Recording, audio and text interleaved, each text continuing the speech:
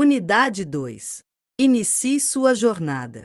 A vida em sociedade é repleta de dilemas e contradições que moldam a vida dos indivíduos.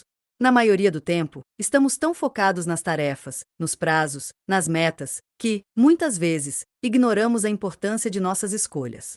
Não obstante, por vezes, não buscamos refletir acerca do fator motivador de cada uma de nossas ações ou do valor que atribuímos àquilo que fazemos. Qual o valor que atribuo àquilo que eu faço?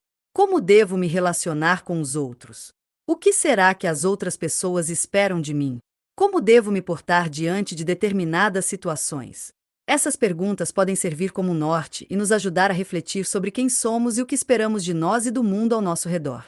Ao explorar as encruzilhadas das diversidades culturais e suas relações étnico-raciais e a história e cultura afro-brasileira e indígena, somos desafiados a compreender as normas da vida em sociedade, suas origens e influências em nossas decisões.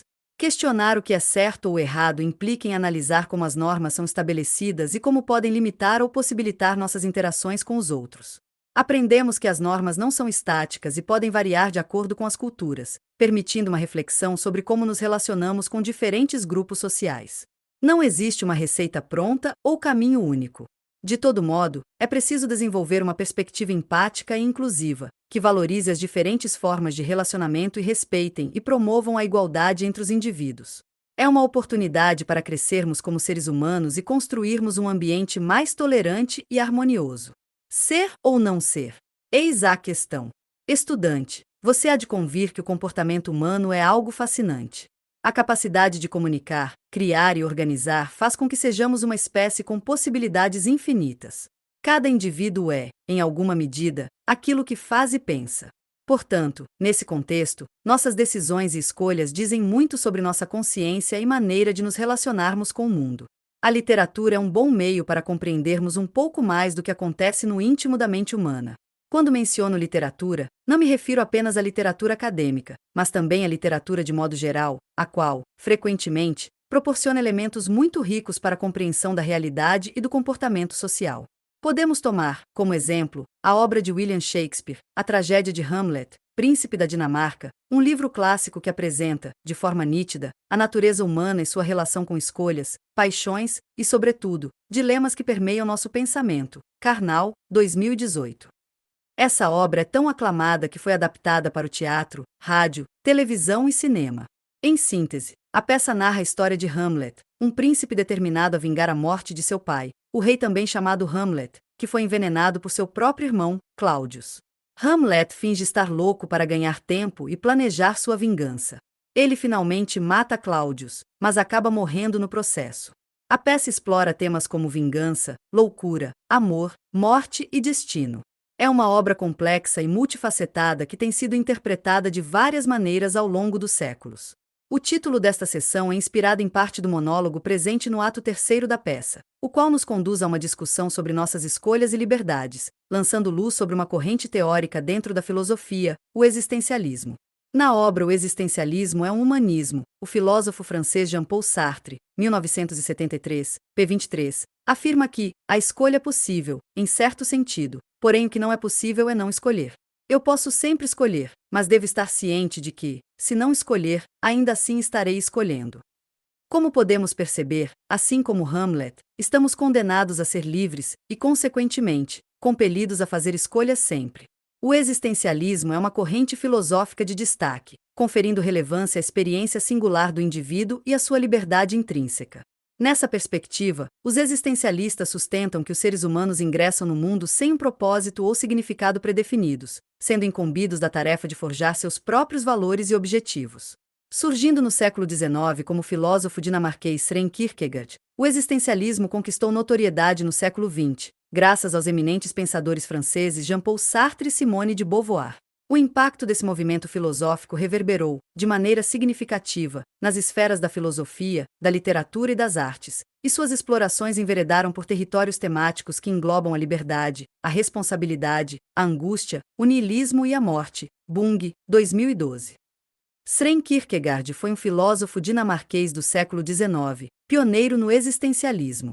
Suas obras profundas exploraram a natureza da fé, da angústia e da individualidade.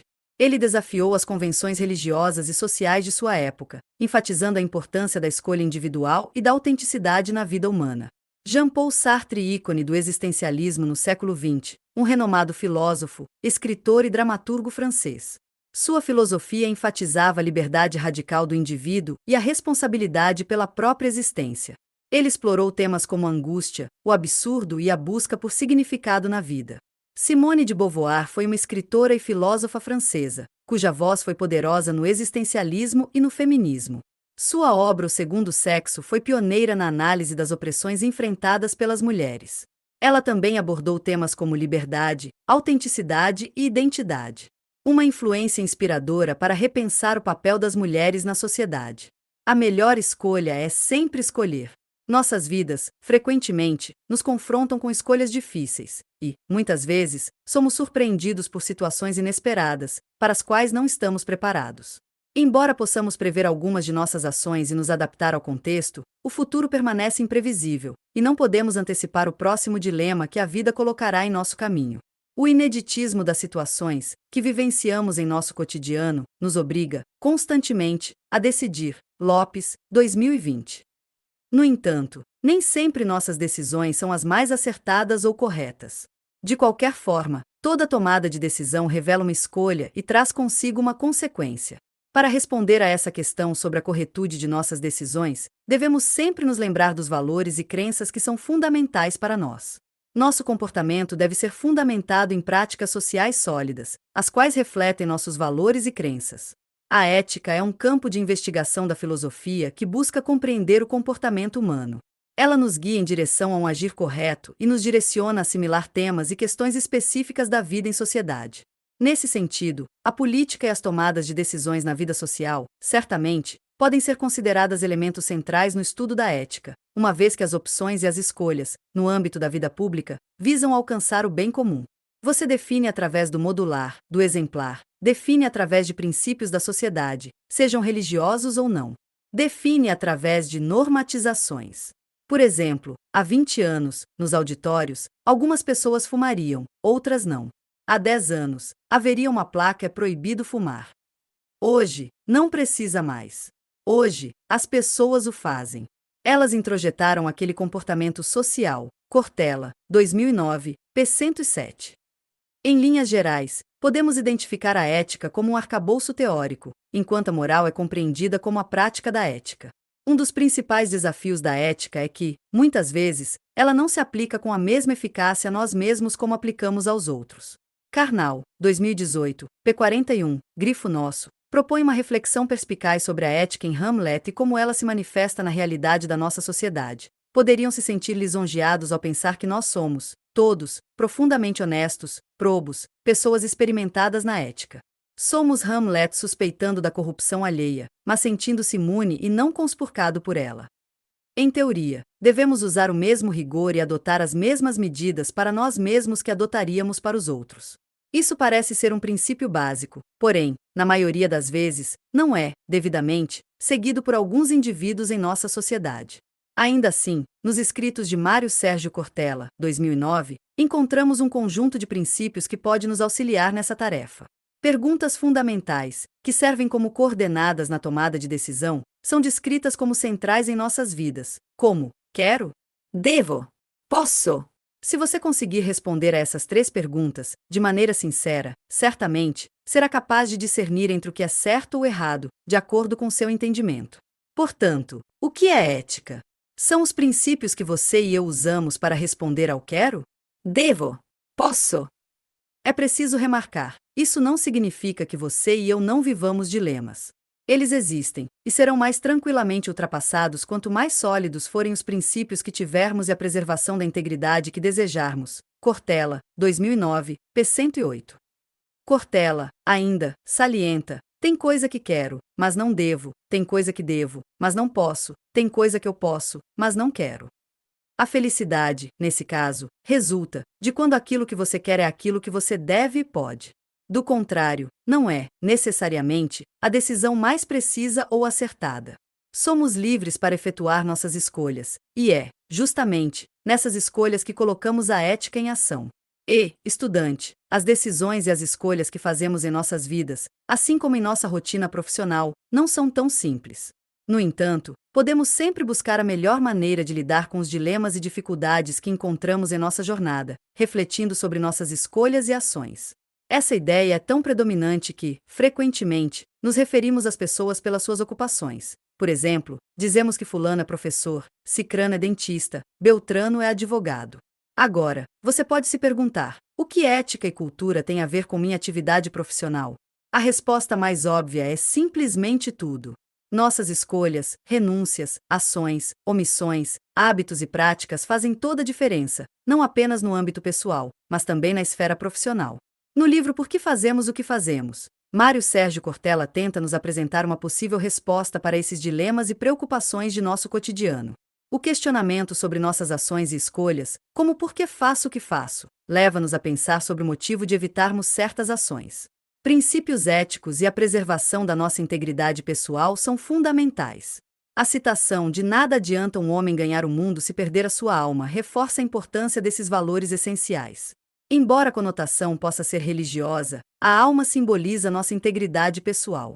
Optar por ações éticas, mesmo em cenários comuns de ações contrárias, exige abdicações, mas mantém nossa identidade intacta. Isso também se aplica ao ambiente profissional, incluindo a empresa, em que a integridade é essencial e o escrúpulo serve como orientação.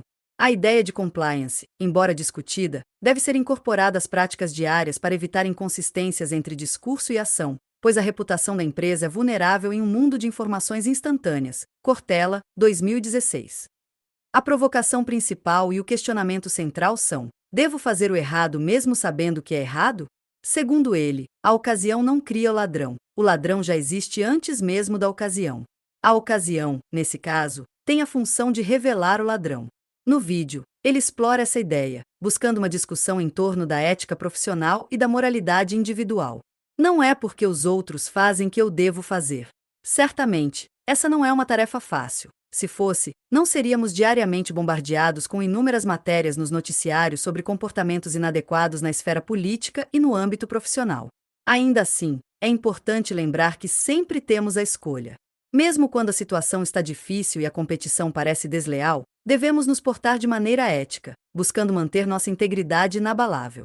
Muitas vezes, o que parece uma vantagem pode se voltar contra nós. O caminho do justo quase nunca é fácil, mas é certamente mais digno. Explorando as diferenças culturais. A antropologia é a ciência que se propõe a estudar o comportamento humano. Os antropólogos entendem que os seres humanos, como seres sociais, se constituem em contextos sociais específicos. Conforme conceitua Lidório, 2009, a antropologia emerge da convergência de diversas origens e estudos, moldada por uma história evolutiva de ideias. Em outras palavras, ideias tanto do Oriente quanto do Ocidente, como as de Confúcio e Franz Boas, contribuíram para seus fundamentos. Boas introduziu a dualidade, enfatizando que a cultura é moldada tanto pelo ambiente quanto pelas ideias. Essa perspectiva dinâmica enriquece nossa compreensão da formação cultural. A antropologia evoluiu de uma área dentro da história e filosofia para uma disciplina abrangente, refletindo a crescente conscientização das complexidades culturais e a necessidade de explorar a identidade humana em seu contexto social. Lidório, 2009. A complexidade do ser humano é resultado de inúmeros fatores biológicos, psicológicos, históricos, sociais e culturais que moldaram nossa espécie ao longo da história. Essa diversidade de capacidades nos torna únicos e distintos de outras espécies. Somos seres vivos dotados de cognição, linguagem elaborada e capacidade de interação social, o que nos torna seres biopsicossocioculturais. A biologia explica nossa natureza como seres vivos, a psicologia revela nossa capacidade cognitiva, enquanto nossa natureza social nos conecta e nos faz adaptar a padrões comportamentais. Além disso, somos seres culturais, criadores e transmissores de cultura, tanto material quanto imaterial. Essa interseção complexa de fatores molda nossa identidade e influencia nossa relação com o mundo. Lopes, 2020. Existimos dentro de padrões e regras sociais pré-estabelecidas. Isso significa que, desde o momento em que nascemos, começamos a fazer parte de grupos sociais. O primeiro grupo ao qual nos incorporamos é a nossa família, seguida por escola, igreja e outros espaços de convívio. Os grupos sociais desempenham um papel crucial ao permitir a interação social, constituindo componentes de entidades maiores denominadas comunidades e sociedades. De acordo com Reinaldo Dias, 2010, a comunidade é uma estrutura social com vínculos sólidos entre seus membros, refletindo-se na cooperação, confiança e busca pelo bem-estar coletivo. Por outro lado, a sociedade se caracteriza pela competição, individualismo e prioriza eficiência e impessoalidade nas interações. Seu foco é atender às necessidades de grupos específicos, muitas vezes em detrimento de outros. Essa intrincada relação pode ser visualizada de maneira mais clara na figura 2. Nela, os sociólogos Sharon e Vigilan, 2012, exploram as dimensões das relações sociais que os indivíduos estabelecem em vários níveis. Descrição da imagem. Na figura, temos um esquema com 2 círculos, 4 elipses e um boneco em formato humanoide no centro. De fora para dentro da imagem, temos um grande círculo escrito, sociedade. Dentro desse círculo existe um círculo menor escrito, comunidade. Aqui, encontram-se 4 elipses sobrepostas e ao centro, um ícone de forma humana, semelhante a um desenho de átomo. Nessa parte, temos as seguintes informações textuais vinculadas às elipses: grupos e organizações formais e díades e grupos. Fim da descrição. Se, dentro de um mesmo grupo social, podemos identificar essas variações, imagine como isso se complexifica ao compararmos diferentes sociedades. A cultura, abrangendo aspectos regionais, históricos, religiosos e étnicos, resulta em variações significativas nas práticas sociais e comportamentos. Nossa necessidade de interação social é tão profunda que é no convívio com os outros que construímos nossa identidade como indivíduos. Tente imaginar, tudo o que o distingue dos demais e o torna único pode ser basicamente interpretado por 2 fatores. São eles, os fatores intrínsecos, que dizem respeito somente a você, e os fatores extrínsecos, que dizem respeito aos outros. Essa necessidade de interação social possibilita, nessa relação com o outro, a construção e a diferenciação entre o eu e o outro.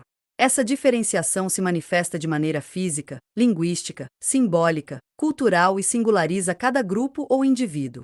Como ressalta o antropólogo brasileiro Roque de Barros Laraia, 1989, p. 46 O homem é o resultado social do meio em que foi socializado. Nesse sentido, é importante enfatizar o papel que o processo educacional, seja ele proporcionado por instituições formais ou informais, desempenha na formação das pessoas. Immanuel Kant é outro filósofo que apresenta uma ideia muito clara sobre a constituição daquilo que entendemos como sujeitos.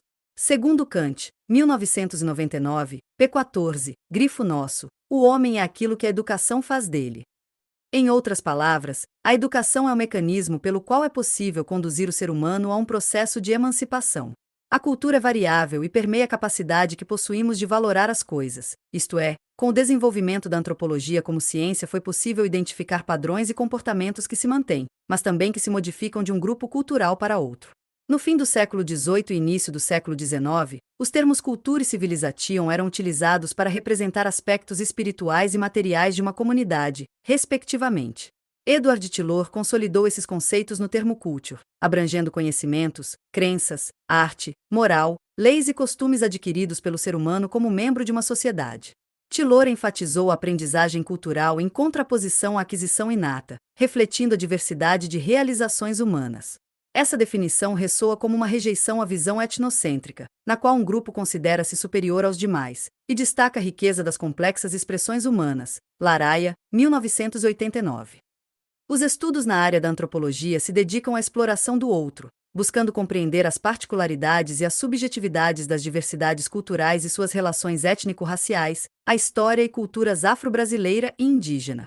Eles reconhecem que diferentes modos de pensamento e vivência do mundo existem. A antropologia, desse modo, é a disciplina que se concentra na apreciação e no entendimento da diversidade e singularidade cultural. Essa ciência se contrapõe ao etnocentrismo, que é uma perspectiva em que o observador considera seu próprio grupo social como superior aos demais. O olhar antropológico sobre a cultura proporciona uma experiência distinta na relação com o outro. Essa experiência leva a um processo de estranhamento em relação à cultura. Nesse exercício, o antropólogo não busca julgar uma cultura diferente, mas, ao contrário, procura compreender o que era incompreensível ou estranho à primeira vista. Compreender a visão dos nativos, explorar suas conexões com a vida e sua compreensão da realidade são tarefas cruciais. Devemos investigar profundamente o ser humano, incluindo o domínio que a vida exerce sobre ele. Cada cultura possui seus próprios valores, ambições individuais e buscas por bem-estar. A exploração desses caminhos pode oferecer novos olhares sobre a mentalidade humana e iluminar nossa própria essência por meio da compreensão de perspectivas diferentes e distantes. Malinowski, 1984. O estudo acerca do universo cultural não está restrito apenas à abordagem antropológica, e seu objeto de estudo não se limita somente a comunidades tradicionais. Pessoas que buscam estudar outros grupos sociais certamente conseguem compreender de maneira mais nítida elementos específicos daquela cultura. Tomemos, como exemplo, um estudioso no campo da arte. Ele certamente notará sutilezas nas obras de arte que, muitas vezes, passam despercebidas pelo público em geral. Ora, isso é simples. O estudioso da arte, seja ele um artista, pesquisador ou mesmo crítico, possui uma capacidade treinada para perceber detalhes. Essa habilidade não é inata, ao contrário, é resultado de muito treino e exposição a uma atividade específica, para que alguém possa dominar um determinado conhecimento. Novos desafios. O universo do trabalho é uma das nossas âncoras sociais, pois o trabalho em nossa sociedade é considerado um elemento tão crucial que nossas ocupações funcionais nos constituem. Além de sermos consumidores, somos identificados pelo nosso trabalho realizado. Em outras palavras, o que fazemos contribui para definir quem somos. Perceba como o conhecimento, que adquirimos sobre cultura, ética e escolhas, está diretamente conectado ao ambiente profissional que você, em breve, irá enfrentar. A compreensão de como a cultura influencia nossas percepções e decisões nos prepara para navegar, com confiança, por um mercado de trabalho em constante transformação. Ao identificar a importância da ética em nossas decisões individuais e nas interações sociais, você constrói uma base sólida e cultiva relacionamentos profissionais duradouros e bem-sucedidos. Ainda, ao relacionar teoria e prática, torna-se possível aplicar o conhecimento adquirido em situações do seu cotidiano. Já a abordagem antropológica sobre a diversidade cultural, por exemplo, é muito valiosa no ambiente de trabalho globalizado em que vivemos, onde interações sensíveis com colegas de diferentes origens são fundamentais. Além disso, ao refletirmos sobre como a cultura e a ética se entrelaçam em nossas escolhas diárias, ganhamos a capacidade de tomar decisões informadas, que mantenham nossa integridade pessoal e profissional intacta. Desse modo, no mercado de trabalho atual, marcado por concorrência e diversidade de demandas, a habilidade de compreender as diversas perspectivas culturais, as suas relações étnico-raciais, a sua história, as culturas afro-brasileira e indígena, as normativas da vida em sociedade e o que posso ou não posso fazer, o sentido das diferenças, conexões com a própria cultura e suas conectividades e relações sociais, o agir com ética e respeito se tornam elementos fundamentais.